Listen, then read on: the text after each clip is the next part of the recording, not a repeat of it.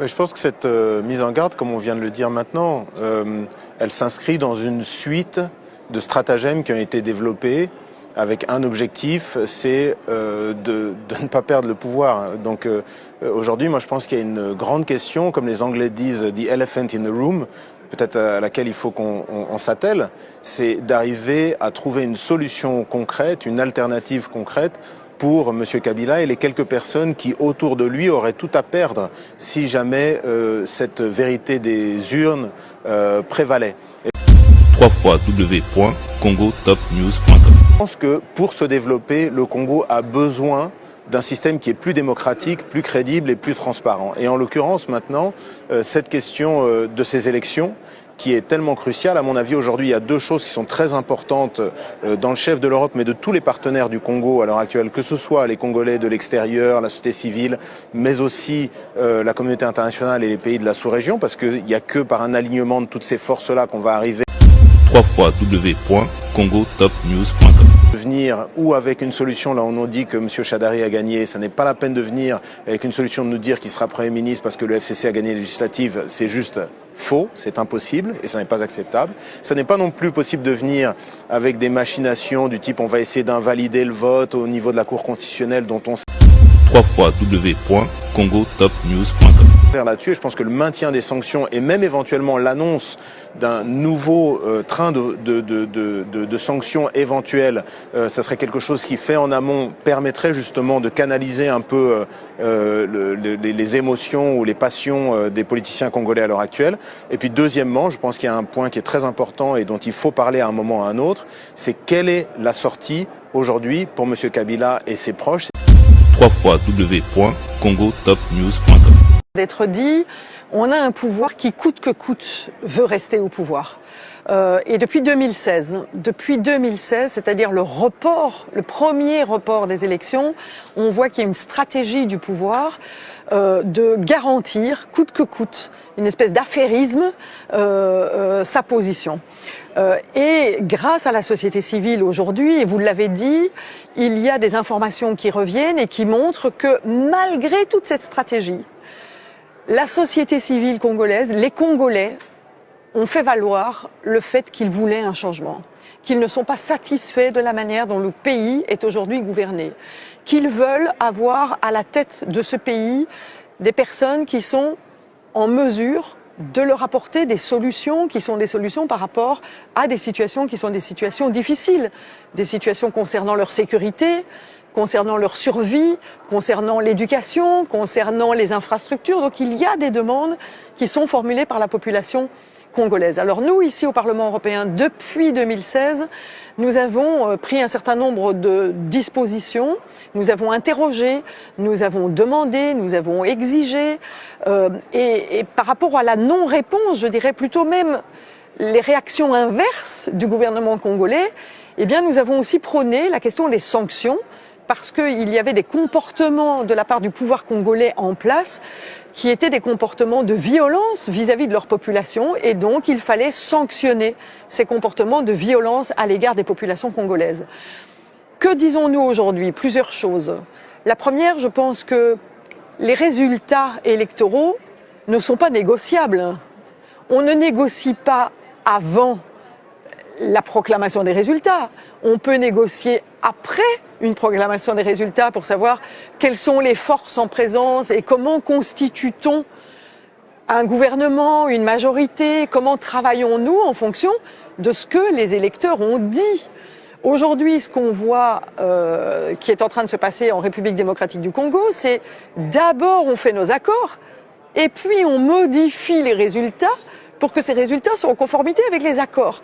Ce n'est pas ça la démocratie.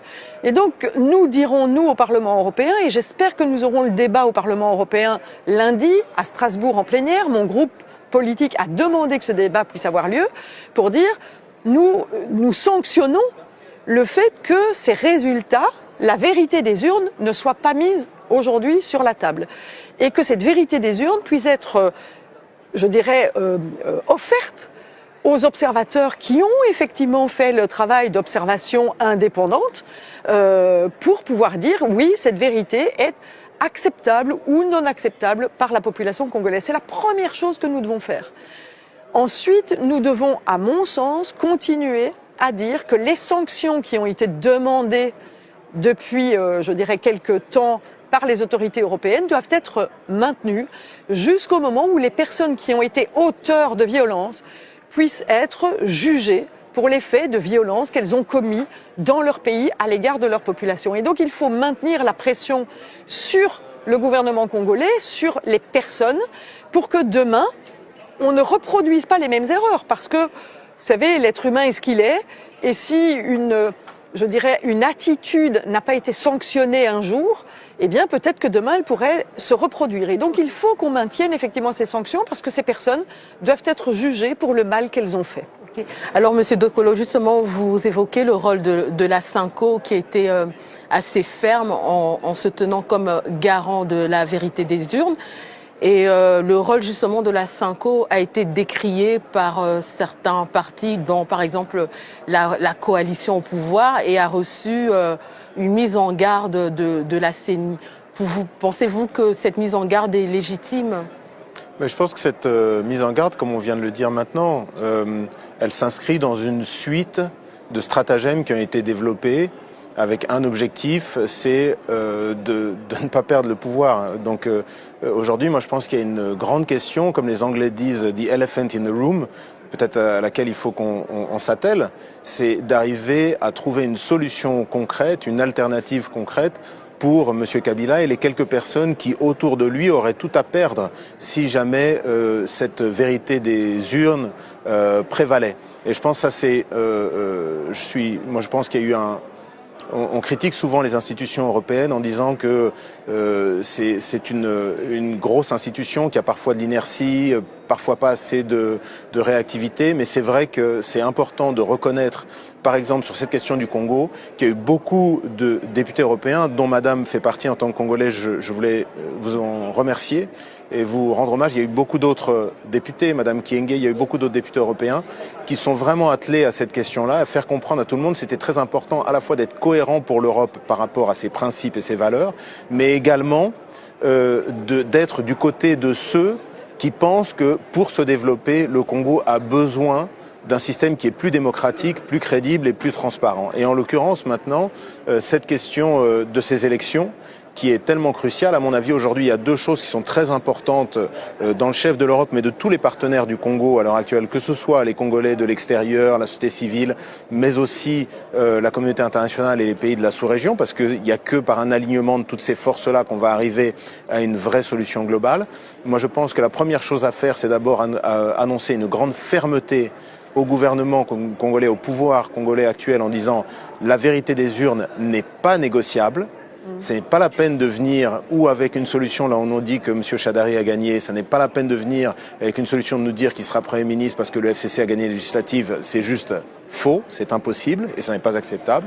Ce n'est pas non plus possible de venir avec des machinations du type on va essayer d'invalider le vote au niveau de la Cour constitutionnelle dont on sait qu'elle a été mise en place par M. Kabila et donc elle n'est pas tellement fiable. Donc il n'y a pas d'artifice possible. Ça, je pense, c'est très important d'avoir une position très claire là-dessus. Et je pense que le maintien des sanctions et même éventuellement l'annonce d'un nouveau train de sanctions éventuelles, ça serait quelque chose qui, fait en amont, permettrait justement de canaliser un peu les émotions ou les passions des politiciens congolais à l'heure actuelle. Et puis deuxièmement, je pense qu'il y a un point qui est très important et dont il faut parler à un moment ou à un autre, c'est quelle est la sortie aujourd'hui pour M. Kabila et ses proches, c'est-à-dire comment fait-on pour tourner la page? Et là, j'en reviens un peu à l'histoire. Je me rappelle de l'époque, alors c'est un contexte différent parce qu'il s'agissait d'une guerre à l'époque.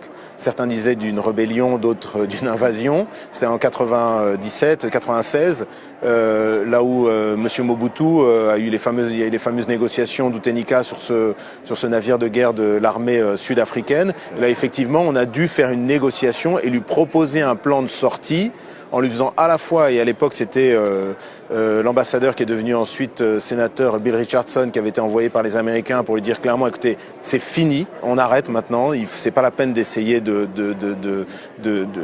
s'imposer en dépit du bon sens. Et en même temps, il y avait une négociation qui a été faite notamment avec les pays de la sous-région en disant écoutez, on a le cas d'un président qui est là, qui a encore un grand pouvoir de nuisance, essayez de lui parler pour le convaincre et qu'il trouve une solution alternative parce que c'est vrai qu'il y a un besoin de justice. On ne peut pas reconstruire un pays avec l'impunité et sans la justice, mais en même temps, il y a aujourd'hui près de 100 millions de Congolais qui ont été, dont la vie, dont les perspectives, dont les droits ont été mis entre parenthèses depuis plus de 2 ans. Et c'est important que on remette ce pays sur les rails, qu'on se remette au travail et qu'on redonne aux Congolais la normalité et la légitimité. On a besoin de créer une entreprise. On a besoin bien, on a besoin d'experts comptables, on a besoin de conseils, on a besoin de création d'entreprise. N'hésitez pas à benga BDDS. Le défi de BDDS aujourd'hui, c'est de changer la gestion des entreprises sur le continent africain et européen. Aux autres contrôle l'entreprise, benga expert comptable ou ya mwana mboka. Baningi bakanga société na yo. Bango bazana ba okende po ba samba po na yo pour que société na yo ekangama te. Donc si vous faites un chiffre d'affaires important, mais que vous avez en face des charges importantes, vous ne paierez pas d'impôts puisque votre résultat sera une perte. BDDS ezana pour na ba aider yo même na ba banque ba sunga yo pour que soit financement d'entreprise na yo. Avoir une entreprise, ça va bien au-delà que d'avoir une rémunération, avoir de l'entrée de l'argent et de la sortie. C'est vraiment réellement de se constituer un patrimoine, quelque chose qu'on peut transmettre même à ses enfants. Benga okozwa solution na ba problème na nyo setali entreprise na yo.